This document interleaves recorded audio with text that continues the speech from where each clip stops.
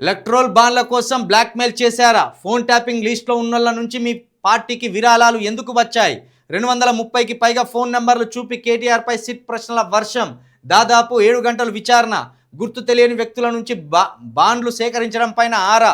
సంధ్య శ్రీధర్ రావును బ్లాక్మెయిల్ చేసినట్టు ఆధారాలు చూపిన సిట్. తనకు తెలియదని కేటీఆర్ చెప్పడంతో రాధాకిషన్ రావును పిలిచి వివరాల సేకరణ.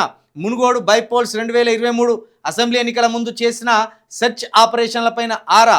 కేవలం కాంగ్రెస్ బీజేపీ నేతల డబ్బు మాత్రమే ఎందుకు పట్టుబడిందని ప్రశ్న. అంటే మునుగోడు ఎన్నికలల్లో కాంగ్రెస్కు సంబంధించినప్పుడు రాజగోపాల్ రెడ్డి గారు బరిలో ఉన్నారు, ఆర్ఎస్ ప్రవీణ్ గారు అక్కడ ఒక చారిని బీఎస్పీ అభ్యర్థిగా నిలబెట్టింది. వాళ్ళ డబ్బులు దొరికినాయి, వీళ్ళ డబ్బులు దొరకలే. అంటే వీళ్ళు ఫోన్లు ట్యాపింగ్ చేసి మరి ఎవరెవరు ఎటు డబ్బులు పంచడానికి పోతాంలో కాంగ్రెస్ నాయకుల ఫోన్లు ట్యాపింగ్ చేసి ఆ డబ్బులు దొరకబట్టించింది అనేది ఒక ఆరోపణ కాంగ్రెస్ వాళ్ళు చేస్తున్నారు. అయితే మునుగోడు ఎలక్షన్ల సందర్భంగా ఆర్ఎస్ ప్రవీణ్ గారు కూడా అప్పుడు ఆరోపణ చేసింది, నా ఫోన్ కూడా ట్యాపింగ్ చేసిందని ఆర్ఎస్ ప్రవీణ్ గారు కూడా ఆరోపణ చేసింది. కాకపోతే ఇప్పుడు ఆర్ఎస్ ప్రవీణ్ గారు దురదృష్టవశాత్తు బీఆర్ఎస్లో చేరింది. అది పక్కన పెడితే ఈ ఫోన్ ట్యాపింగ్కి సంబంధించి ఇప్పుడు మన తెలంగాణలో హైదరాబాదులో ఒక శాటిలైట్ ఛానల్ ఉన్నది. ఆ శాటిలైట్కి సంబంధించిన ఓనరు హరీష్ రావు బంధువు. ఆ హరీష్ రావు బంధువు ఆయన. ఇప్పుడు ఆయన ఆఫీసు కేంద్రంగా ఈ ఫోన్ ట్యాపింగ్ జరిగింది అనేది అసలు ఆరోపణ. ఆల్రెడీ ఆ హరీష్ రావు గారి బంధువు ఆల్రెడీ ఒక 8 నెలలు చెంచలగూడ జైల్లో ఉన్నాడు.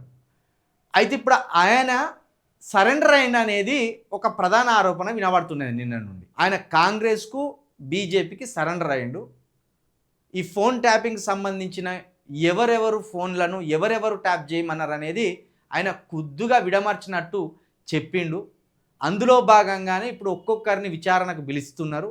ప్రస్తుతం ఈ విచారణ ఏదో తేలికగా జరుగుతున్నట్టు అనిపించినా ఈ ఫోన్ ట్యాపింగ్లో చాలామంది జైలుకు పోయే అవకాశం ఉన్నది అనేది నిన్న పొలిటికల్ సర్కిల్లో వినబడుతున్న మాట.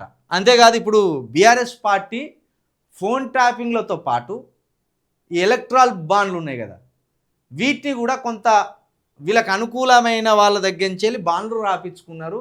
అసలు వాళ్ళకు మీకు ఏం సంబంధం అని అడిగిన ప్రశ్నలు ఉన్నాయి కదా, దీనికి ఇంకా చాలా పెద్ద వ్యవహారం ఉన్నది అనేది కూడా వీళ్ళు అంటారు. అయితే ఇప్పుడు ఇజ్రాయెల్ దగ్గర నుంచి వెళ్ళి సాఫ్ట్వేర్ కొన్నారు తెలంగాణ ప్రభుత్వం అని ఒక ఆరోపణ వినిపించింది. ఫోన్ ట్యాపింగ్ చేయడానికి ఇజ్రాయెల్ దేశం నుండి ఒక సాఫ్ట్వేర్ని ఈ తెలంగాణ ప్రభుత్వం అప్పుడు కొనుగోలు చేసింది అని ఒక ఆరోపణ వచ్చింది. అయితే అసలు విషయం ఏందట అంటే అది ప్రభుత్వం కొనలేదట, పర్సనల్గా కొన్నారు అనేది నిన్న వినబడతాను.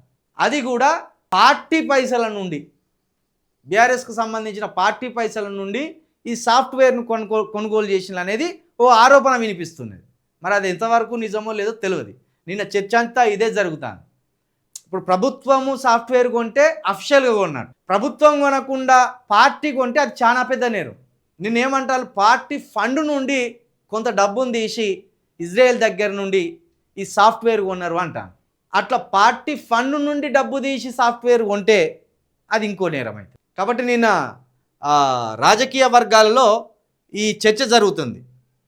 బీఆర్ఎస్ పార్టీ ఫండ్ నుండే సాఫ్ట్వేర్ను కొనుగోలు చేసిండ్రు, మరి అది ఎందుకు కొనుగోలు చేసిండ్రు అనేది కూడా సిట్ అధికారులు ప్రశ్నించిండ్రు అనే ఒక టాపిక్ కూడా నిన్న నడిచింది.